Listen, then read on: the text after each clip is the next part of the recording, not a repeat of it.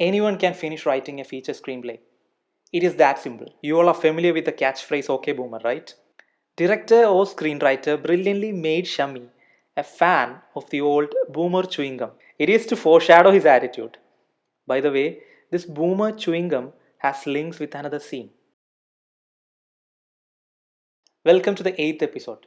This one falls under the category Writer's Block, in which we are cracking the steps to a feature screenplay one by one. A month ago, I did an episode on forming original screenplay ideas. If you haven't watched it yet, or if you want to rewatch it, click on the I button now, or the link below. Today, we'll be discussing the importance of writing a proper logline and an introduction towards the beginning, middle, and the end. Suppose you have finished your screenplay and you are getting an opportunity to pitch it to someone, some serious man or woman who only wants to talk business. You won't get much time to explain every character and every event. So, what's the summary? The logline. In maximum 2 or 3 sentences, actually 3 is too much. In 2 sentences, a logline contains the essence of an entire screenplay. Convey those 2 lines, grab his or her attention, and then begin narrating the concise version of the screenplay. If you can hook somebody with a logline, you will get undivided curiosity, which you should exploit. Wait, but if this episode is step 2, why am I talking about stuff which you should be thinking about after finishing your screenplay? Let me be frank. Unprofessional writers form loglines after finishing the screenplays. The professional ones work on preparing a good logline right when an idea gives you enough confidence. Wait, logline is not always idea explained in 2 sentences. For instance, I have told you that in the case of Manichitra, the idea on which Madhu Muttam sir and Fasil sir worked on is a psychological explanation around Chatanera, which means little tricks played by evil creatures. They researched on the psychological conditions more and, with the help of a doctor, finally they began evolving it into Manichitra. Do you know what's the logline of Manichitra? When a forbidden room in an old bungalow is unbolted, the spirit of a vengeful dancer is unleashed. It sounds like a catchy line for a horror movie, right? But did it reveal anything about multiple personality disorder? No. They brilliantly hit the psychological condition. It can grab attention, but it didn't blatantly explain the spirit of vengeful dancer is an outcome of psychosis. Maybe Madhu Muttam didn't write a logline down properly because he is a self-trained writer, but at least he was forming a logline in his mind. This is the most concentrated form of an idea which gives an aim to write. For serious writers, maybe logline will form in mind as he or she notes down the points. But if you're a beginner, form your logline while writing down the points. It will lessen your hardships. The aim won't let you deviate. Yeah, maybe on the course of writing, you will improvise and maybe you will find a better versions of the same idea. But it won't let you get lost in the woods on your way to finish the screenplay. You'll be more focused. Do you get me? There isn't any rule as such, but the best log lines will have direct or indirect clues about the protagonist, the inciting incident, the protagonist's goal, and the central conflict. For example, following the death of a publishing tycoon, reporters scramble to uncover the meaning of his final utterance, Rosebud. Guess the movie. One of the all-time best, Citizen Kane. By the way, if you think the logline you formed is spoiling the whole movie watching experience, then that logline is not good enough. It should make you wonder about the movie and make you watch that movie actually. If you want an example in Hindi, the innocent nature and childlike questions of an alien forces the country to evaluate the impact of religion on its people. It's PK. Now, I will give a homework. Let's face a blank paper before facing the real blank paper. Keep away all your distractions and start writing down everything. Everything that comes to your mind regarding your idea. Maybe around that premise, you will remember some of your real life events or something you have heard or read or watched. Let it be anything. Each and every thought. Don't be an editor and censor what you write. Nobody else is gonna see this. So don't feel bad, just free associate the idea over some pages. Finally, you will realize that magically you are really writing about it in some flow. Subconscious mind will keep the words flowing into your mind.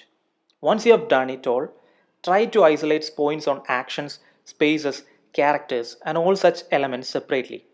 Write them separately on new sets of papers if you want to be so thorough, else underline with different colors or do whatever you feel like. Just isolate points which come under each element, each separate element. Now, prepare direct or indirect clues about the protagonist, inciting incident, the protagonist's goal, the central conflict.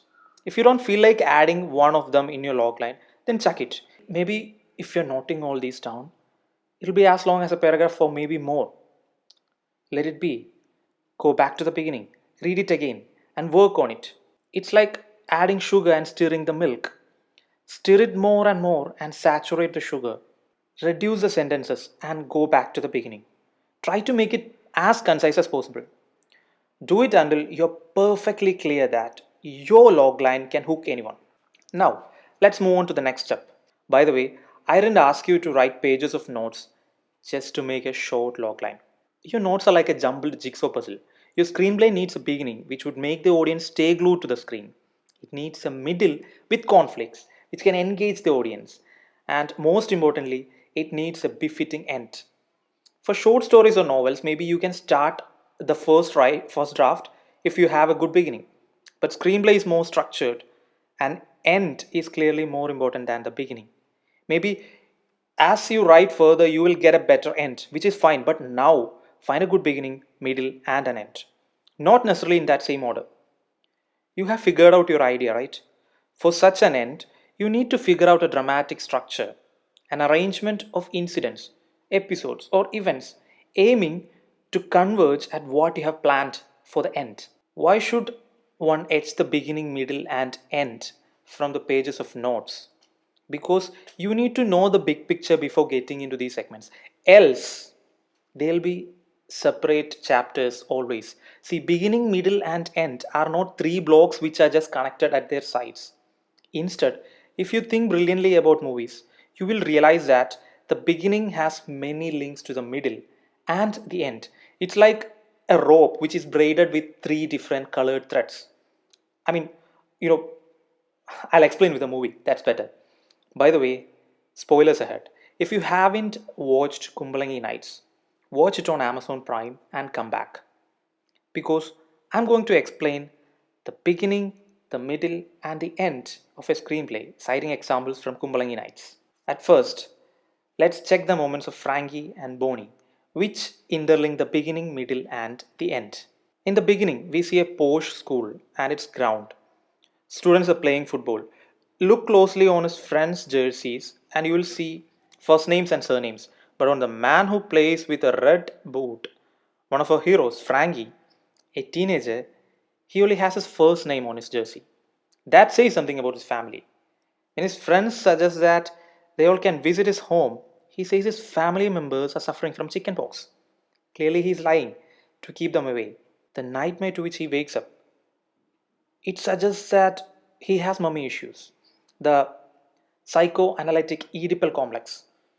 He stares at his home as if he don't like it at all. He sits reluctantly and stares at the portrait of Mother Mary and infant. This gets completed when Sadi comes home with her infant, exactly replicating this picture. Thus, the beginning and the middle has a link.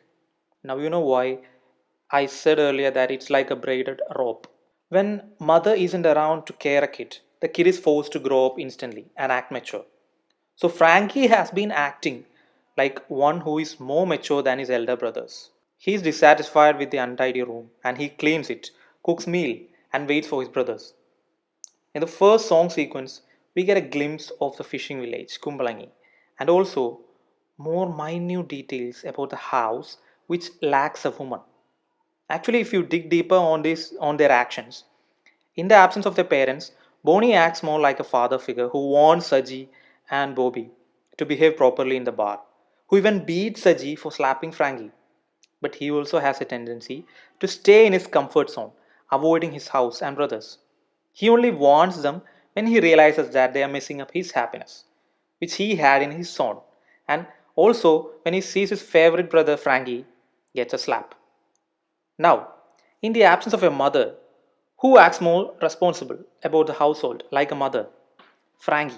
Brothers usually mock Frankie as a little kid who has no veto power. And he is the one who finally captures Shami inside the fishing net, proving his worth. In the middle, when Bonnie brings Naila home, Frankie is more happier than Bonnie himself. He finds happiness in washing the cup and saucer, which was neglected all along the other broken ones.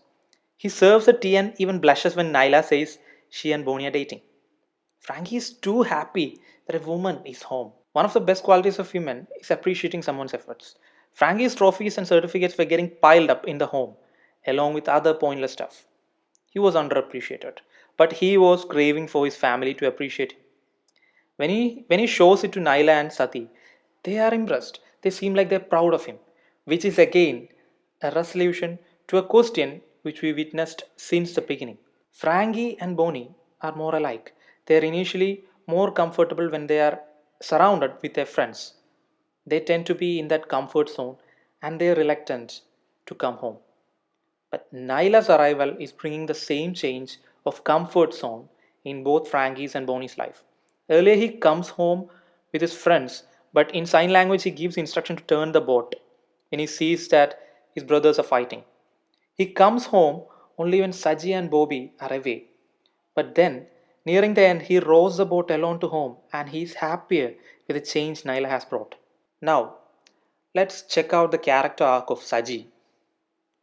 Through the actions of Saji and Bobby, we realize they are lazy, irresponsible, selfish, and are not in good terms with each other. Bobby mocks Saji for his actions and further on his knowledge. Here we see him getting a bit of emotional, but since it's an earlier stage, we all tend to laugh at this. He is not doing anything for his family. He has that guilt. Because on the second day after brawl with Bobby, when he sees that Frankie has left after preparing food for the rest of them, we can sense a guilt in him. But it's not remorse, so he's not doing anything to change it.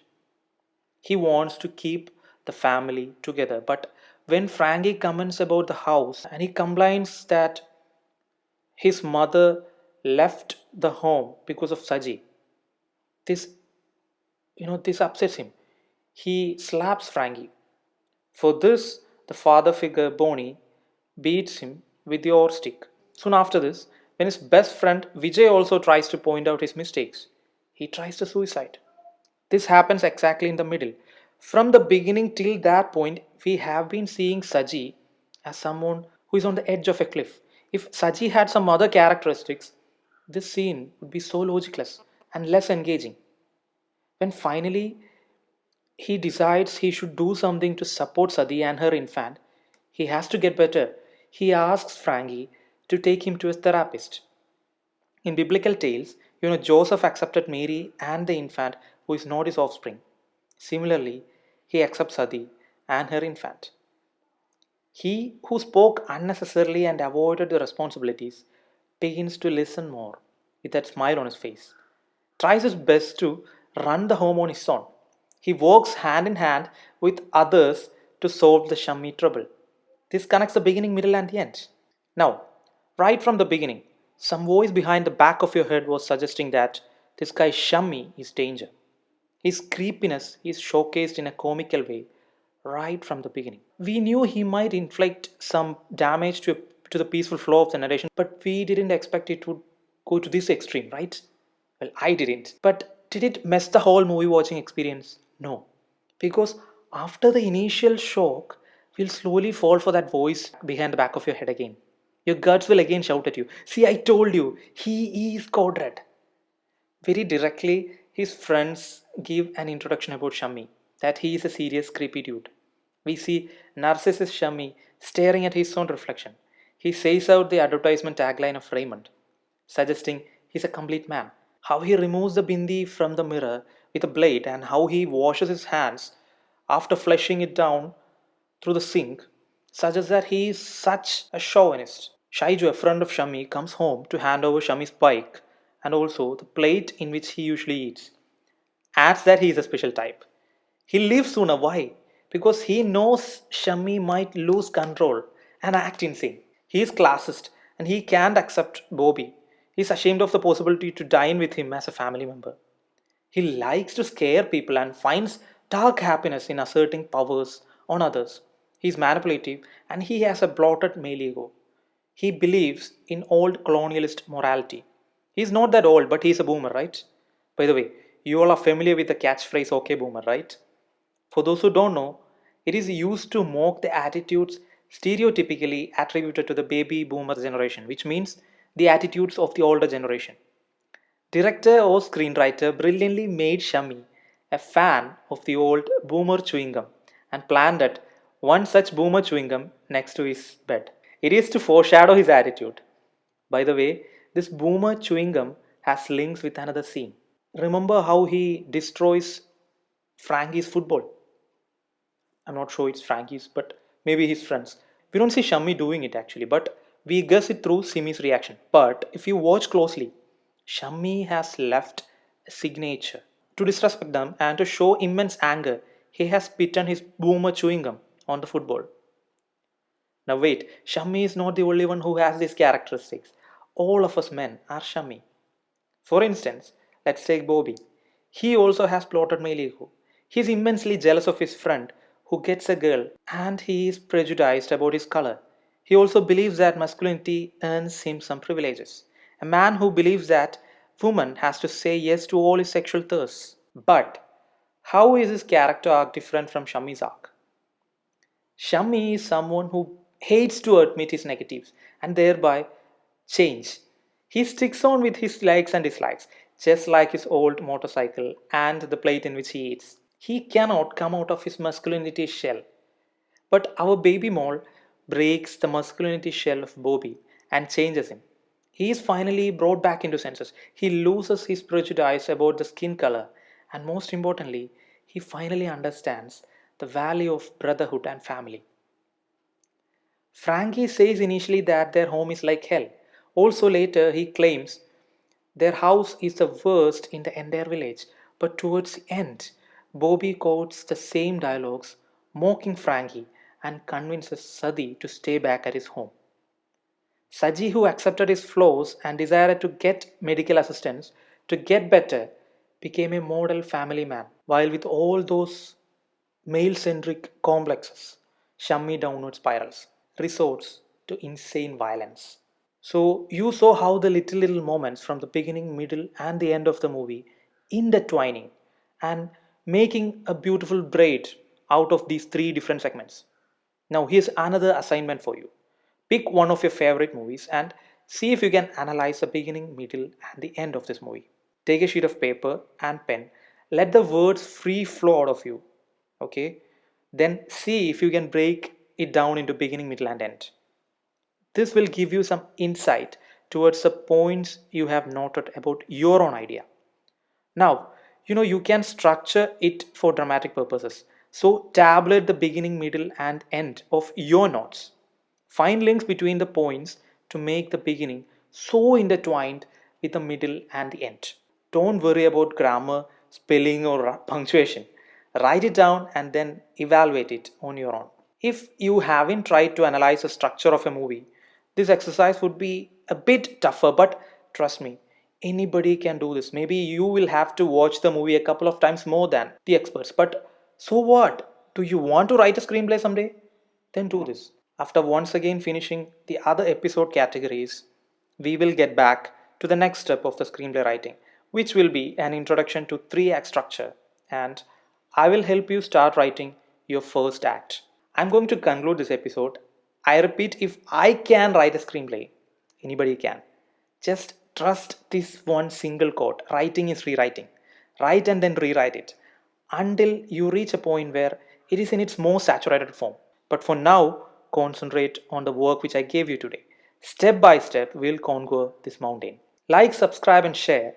And in the comments below, do let me know your movie suggestions. Do message me on Insta. I shall do my best to clear your doubts. Take care, stay safe, peace.